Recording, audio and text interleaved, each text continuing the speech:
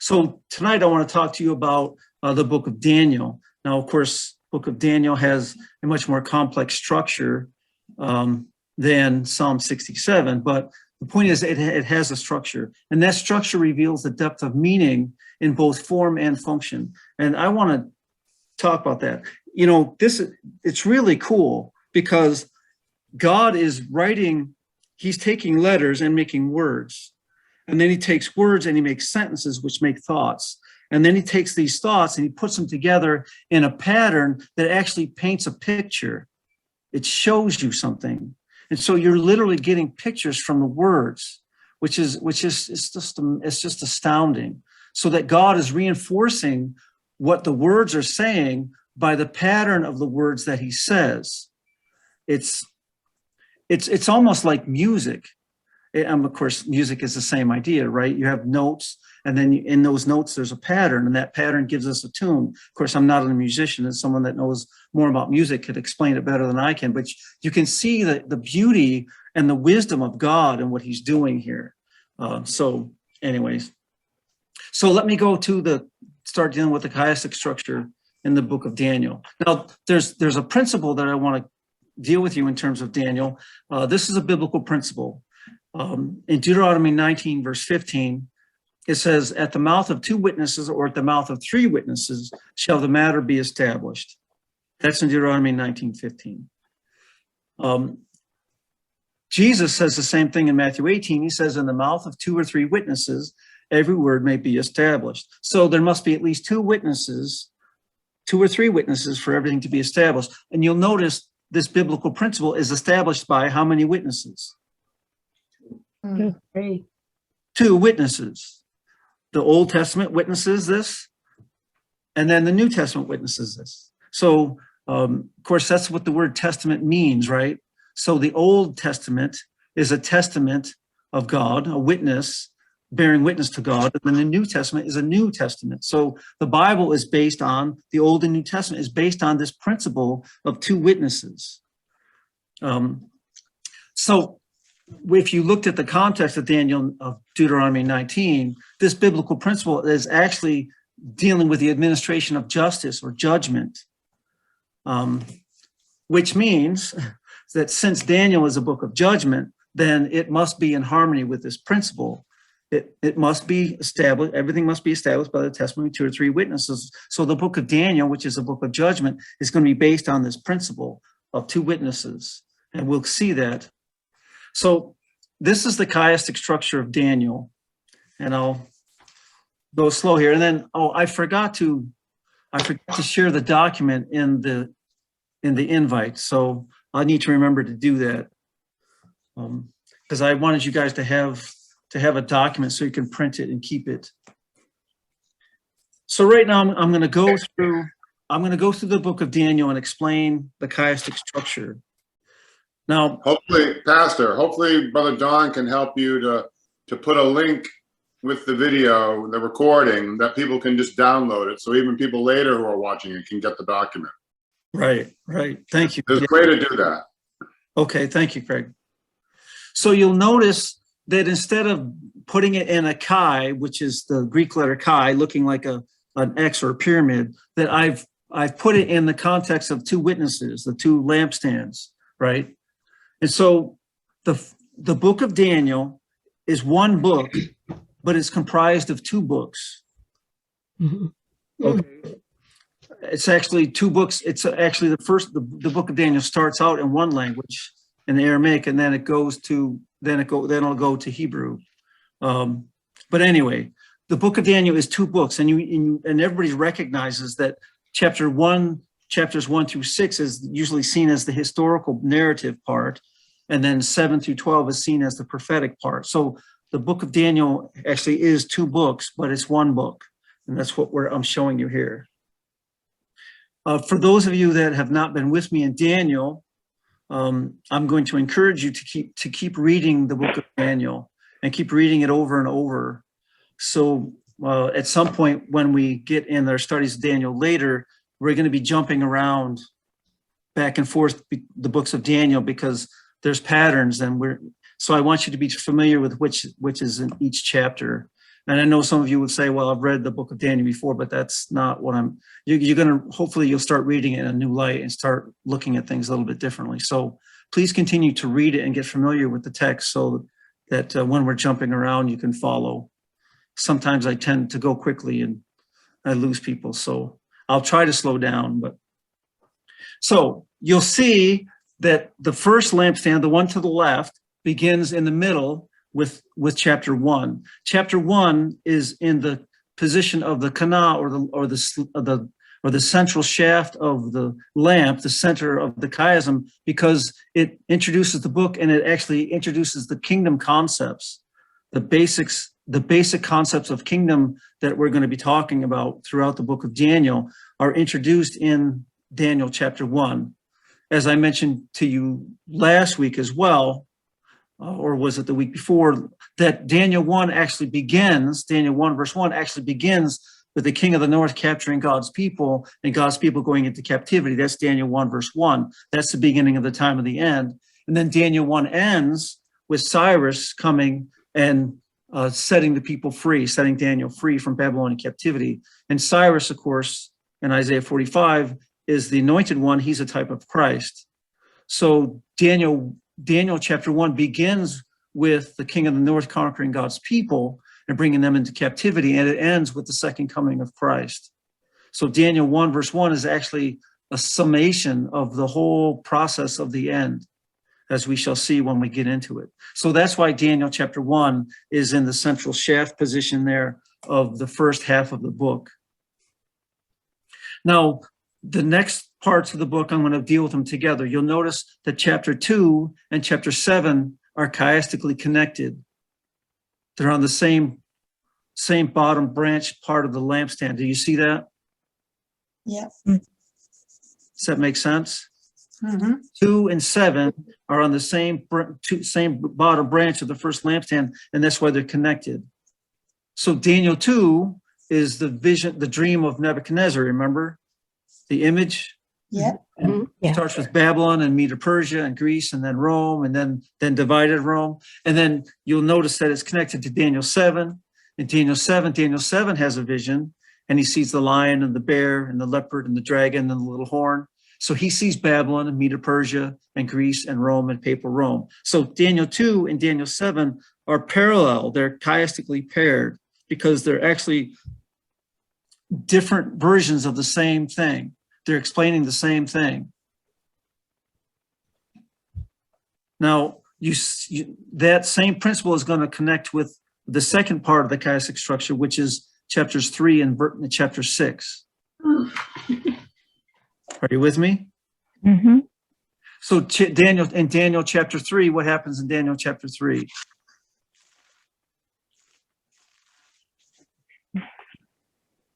The golden image. No, that's Daniel 2, right? Yeah, that's right. Daniel 3, the golden image, right? And what happens to Hananiah, Mishael, and Azariah? What happens to them? Oh, they get thrown into the fiery furnace. Right. So there's a worship conflict here, and they get thrown in the fiery furnace. That's right. And then in chapter 6, what happens? Daniel in the lion's den. Right. There's a conflict with worship again, and Daniel is thrown in the lion's den. So you see how Daniel chapter 3 and Daniel chapter 6 are chiastically paired. And so when you study Daniel, if you study Daniel, you want to study those chapters together, and the things that are the same are going to give you insights, and then the things that are different are also going to give you insights. For example, Hananiah, Mishael, and Azariah are thrown into the fiery furnace because they will not bow down to worship in Daniel 3, right? But in Daniel 6, Daniel is thrown in the lion's den because he is worshiping God and refuses to stop worshiping God. Does that make sense? Yeah. So for example, we use Daniel chapter 3 as we know that the king of the north is going to push a law that everyone has to bow down and worship on Sunday. But the truth is that Daniel chapter 6 tells us that some places in the world, the law won't be I have to bow down and worship on Sunday. It will be I can't worship on Sabbath. So whether the law is I have to worship on Sunday or I can't worship on Sabbath, it's still the same principle. It's still worshiping is being coerced by force. and the government is pushing an agenda, right? So by looking at the two stories chiastically together, I can get a more fuller picture of what's happening. Now, the next part of the chiastic structure is chapters 4 and 5. So in chapter 4, that's when God deals with Nebuchadnezzar, right? Mm-hmm. And of course, that's Nebuchadnezzar's conversion, actually. Right. This parallels Daniel chapter 5. What happens in Daniel 5? The kingdom has taken over. He's dealing specifically with King Belshazzar, right? Yeah. Belshazzar, that's right. And so, again, you see here by contrast, Nebuchadnezzar is converted and Belshazzar is not. But the point is that you can see the connectedness in the chiastic structure of the two chapters, how they're connected. Okay, so when you go to the lampstand on the right, now we're gonna move to the second book, or the second half of the book of Daniel. And what you can see from this chiastic structure, that Daniel 7 is chiastically paired with Daniel 12. So Daniel 7 is going to deal with the Son of Man standing up. It's also going to deal with the times, and half a time prophecy. It's going to deal with judgment. So when you go to Daniel 12, instead of the Son of Man standing up, you're going to see Michael standing up, right? Mm-hmm. You're also going to see the time prophecy, the 1290, the 1335. You're going to see the time prophecies. And then, of course, Daniel 12 also deals with judgment. So you see that Daniel 7 and Daniel 12 are chiastically paired together. When you go to the next part of the second lampstand, then you see Daniel chapter 8 and Daniel chapter 11 are chiastically paired. And of course, Daniel chapter 8 and Daniel 11 are chiastically paired because they're talking about the same content. In the Daniel 8, you have the ram from the east and the goat from the west in conflict over the kingship. In Daniel 11, of course, you have the king of the north and the king of the south in conflict over kingship. Mm-hmm. Daniel 8 is actually going to be the best way to prove absolutely who the king of the north is. In Daniel 11 is proven by Daniel 8. So there's many other connections there, but the point here is that those two chapters are connected, they're chiastically paired, and they help explain each other. Daniel 11 is actually an explanation of the prophecy of Daniel 8. So when you go to the central part, 9a, it's called 9a. I split chapter 9 in part because 9a begins, that's the prayer of Daniel. This is when Daniel spends his time praying. And of course, that prayer is very insightful for many reasons. But then you're seeing the experience of Daniel. And then when you go across to the other part of the chiastic structure, Daniel chapter 10, that is also an experience of Daniel. And that's when Daniel is standing by the river and sees a revelation of God, right? He sees a revelation of the glorified Christ. So Daniel 9a and Daniel chapter 10 are both experiences of Daniel. So that's why they're chiastically paired together. And then the central shaft of the menorah to the right is 9b. That's the 70-week prophecy of Daniel 9, verses 24 through 27, I think it is, right? And this is the central shaft of the second half of the book, because this prophecy actually states in its prophecy that the prophecy of Daniel 9, the 70 weeks, seals up vision and prophecy. It actually seals up all vision and all prophecy. If you misunderstand the prophecy of Daniel 9, then you're not going to correctly interpret all the other prophecies, because this prophecy is actually about the revelation of Christ. And the 70 weeks of Daniel 9 deal with the coming of the Messiah Christ, and the 70th week specifically when he ministers for 3.5 years, and then he's crucified, and then there's another 3.5 years of ministry by his apostles to the Jews and to Jerusalem, right? So the 490 years of probationary time is given in the 70 weeks of Daniel 9, this becomes a foundation of understanding all prophecy. And this is obviously part of the reason why some of the other people who try to interpret prophecy differently, the preterists or the future, what they do is they don't understand Daniel 9. That's why they're kind of off road when it comes to understanding the rest of prophecies.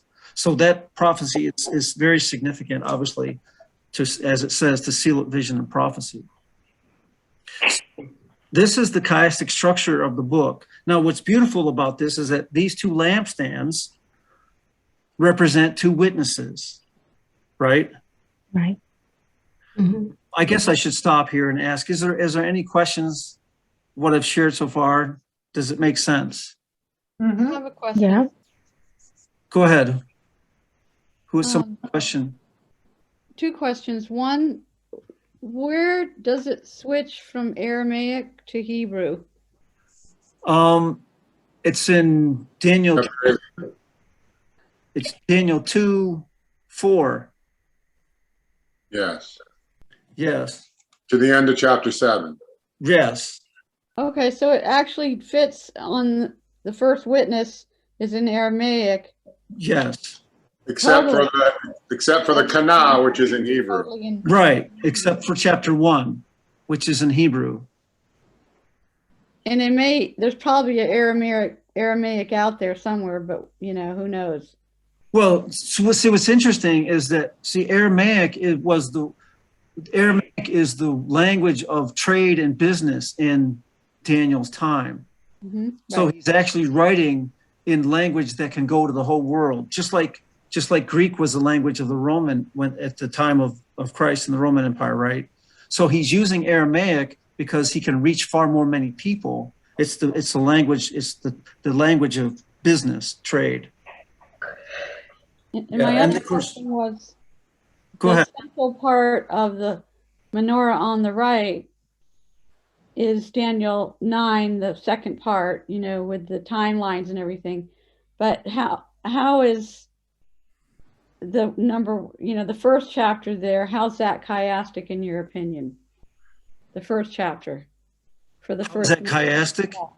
Because it lays the foundation for all the kingdom dynamics that are going to be explained throughout the rest of the book, as I'll show. I mean, I've already tried to show you the concepts and stuff, as I will end. When I end this video, I'll end with the same idea. But yeah, so Daniel chapter 1 actually introduces the book, and he's explaining or putting in Daniel chapter 1 all the biblical concepts and dynamics that you'll need to understand the rest of the book, as well as giving the historical setting.